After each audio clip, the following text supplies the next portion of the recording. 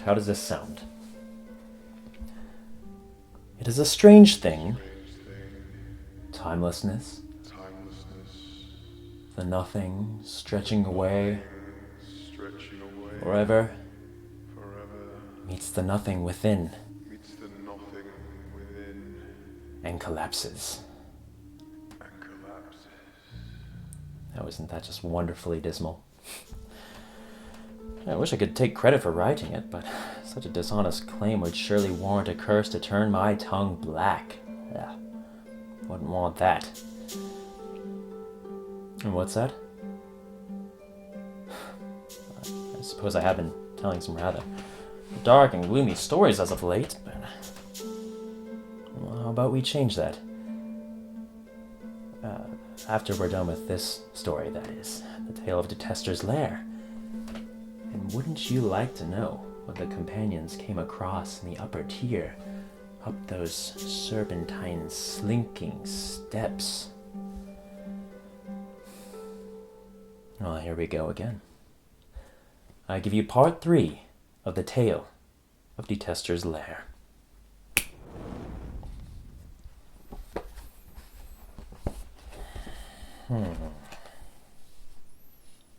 Looks like the companions wandered stealthily through the lower tier, entered a room of one of the Arcolites. Ersty was his name. And now they descend up into the upper tier.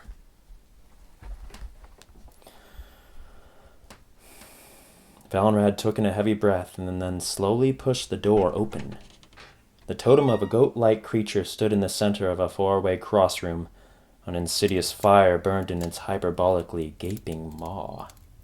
The party took a few creeping steps forward, and then a dismal darkness began to fall, though the fire from the totem burned ever brighter. "I smells another paladin add to mine trophies," came a voice from the hall to the right of them. A bulky shape manifested out from the unnatural darkness. A great big iron bucket of a helmet bearing a leering face sat atop his head. A vicious curving blade seemingly too big for any mortal to carry leaned on one of his giant pauldrons. His heavy armor clanked with each step. "What have you done with Hulafer?" "I cuts him in half, He spat.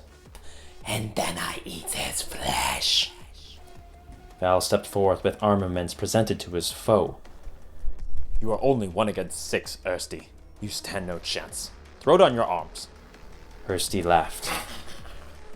"I none else need. I'll kill you all myself." Ersty and the paladin lunged towards one another, initiating a grisly melee. "Get around him," spoke Retribution, and the party began to encircle the melee in the center of the crossroom. The paladin struck his foe several times, but Ersty shrugged each of them off as if they were mere flies. The party came to surround the action in almost a full circle, but Valenrad and his nemesis were moving too unpredictably, and the dimness that had fallen occasionally pulsated into complete darkness, which made it very hard to discern even who was who at times. "I can't get a clear shot!" shouted Lucia. The magicians helplessly watched and listened to steel clank and ring and shear amidst the fallen darkness, like the grinding gears of an infernal war machine. Ersty barreled into the paladin and knocked him to the ground. The arclight shot upon him with a mighty snarling hue that broke against Valenrad's shield and carried through to split his chainmail hauberk. Valenrad hobbled backwards and to his knees, and that is when the surrounding sorcerers took their opportunity. "Now, everybody!" Screamed Retribution, and each of the casters unleashed a barrage of multicolored arcane energy, like solar light diving into a black hole. Ersty let out an abrasive shriek as chunks of his armor and flesh exploded off of him. After the magical barrage, Ersty fell to his knees, and Valenrad rose from his. "Cease fire," came Valenrad's voice as he approached his kneeling adversary. Ersty threw off his helmet and immediately spat out a mouthful of blood. The dark elf dropped to all fours, panting heavily, and that is when he beheld Valenrad's sabatons before him.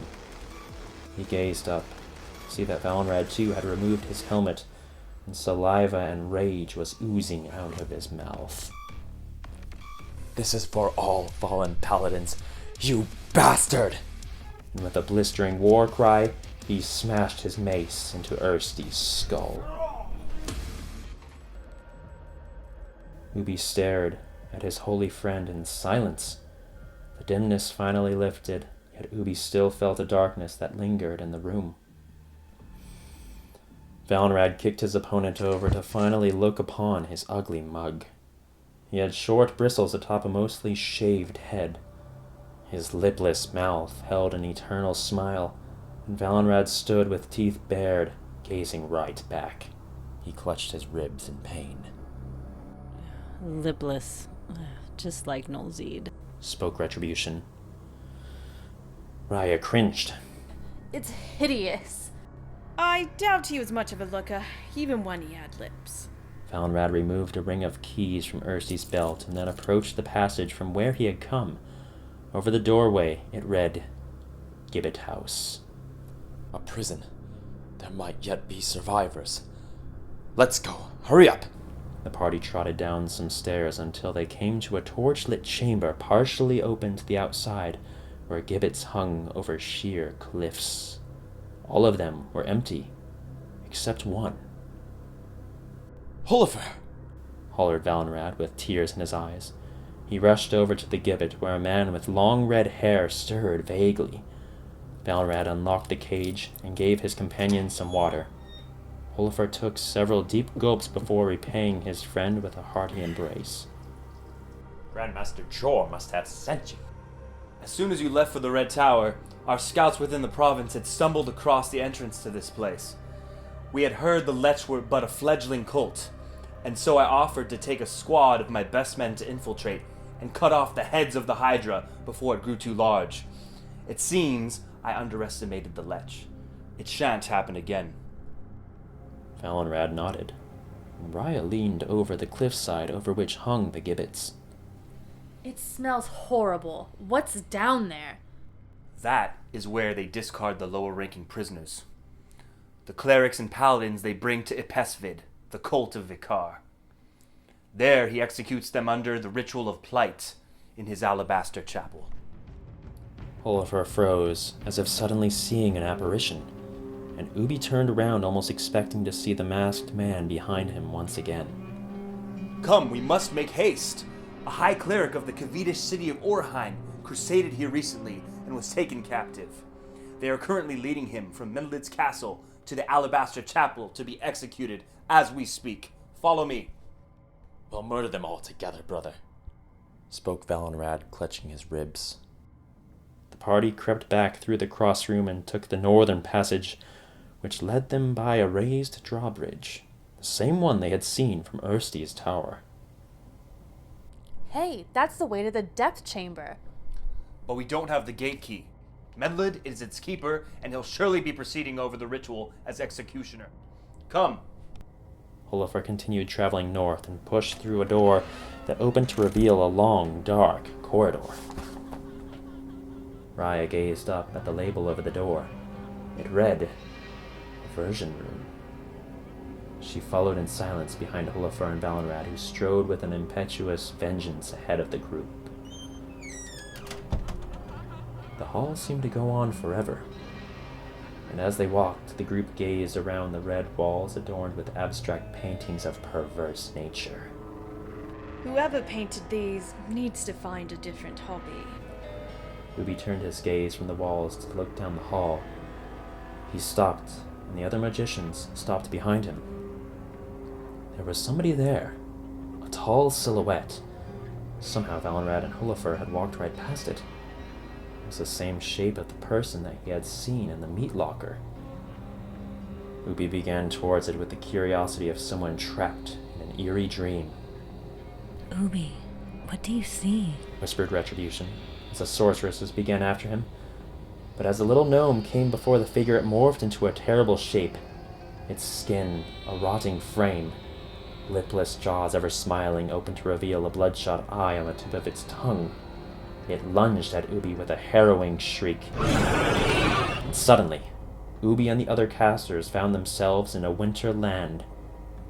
They stood just before a beautiful snow-capped forest, but Valenrad and Hollifer were nowhere to be seen.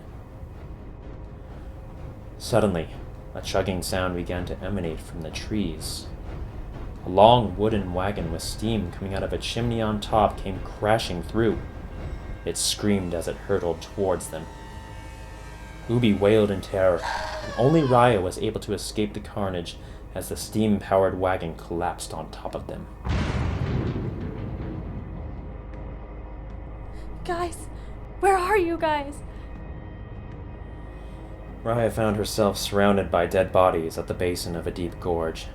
She looked up to witness gibbets hanging over a cliff high above. The scream of a dying man came from beyond, from a voice she recognized. She wrapped her arms about herself and shivered in futility. Is it not repulsive? Came a voice from down the blackened gorge. Is it not detestable? Azaria. The same figure Ubi had seen in the hallway emerged to greet her. Nulzid. Overwhelmed with fear, Raya began to cry. Don't you wish it could all just die? Amidst the piles of dead, Nulzid reached forth a long, gangly arm, knife in hand. Take it and put me to death for good. Raya took the knife. Tears rolled down her face as she raised it up. Kill me now. No, don't! Shouted Ubi as he broke from his trance and tackled her to the ground. I could have killed him! She wailed. I could have! You would have. Shouted Ubi, pointing back to the person Raya had nearly stabbed. Valenrad hovered, suspended in a paralysis, but with eyes wide and fearful. Suddenly, he too broke from the trance and fell to the ground. The rest of the party members, who were also trapped in a similar stasis, collapsed as well. They found themselves in a large, round, empty room with metal walls. Valenrad shook his head vigorously and then looked to his left to see Hollifer, still floating in the air, his own dagger sticking out of his chest. Oliver, Spoke Valenrad, approaching his friend in a sorrow-stricken silence. He collapsed before his friend, grasping his feet. Oliver. This illusion room was designed to take advantage of our fears, our rage. Whispered Retribution. And we nearly all succumbed to it. As the rest of the party moved to console the paladin, he suddenly whipped around and began heading towards the door at the far end of the room. Valenrad, wait! Shouted Raya as the party chased after him. Valenrad slung open the door to feel the rushing of northern air on his face. They stood on the spine of the mountains that wrapped and wound. A gazebo made out of charcoal stood to their left, and at the far end of the ridge beneath a blood-red sky crowded with cloudy nethers stood tall a white church adorned in orange, stained glass. Just then, a small group of priests and armed guards alike marched from up a slope to the left of the chapel. A man in a yellow cloak walked amongst them with hands and feet bound in chains. They soon disappeared inside the walls of the church. Valenrad stood, gritting his teeth. I'm not letting another man of the cloth fall to evil before my eyes. I'll kill them all myself if I have to. Valenrad, please, wait!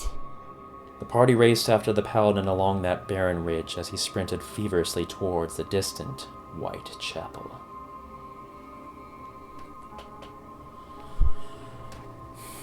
And there is part 3. And will the companions be able to help Valenrad find his sanity, his mind lost in a feverish rage? Or will he succumb to it? Will it get the best of him? Well, you'll just have to find out in the next portion of this tale.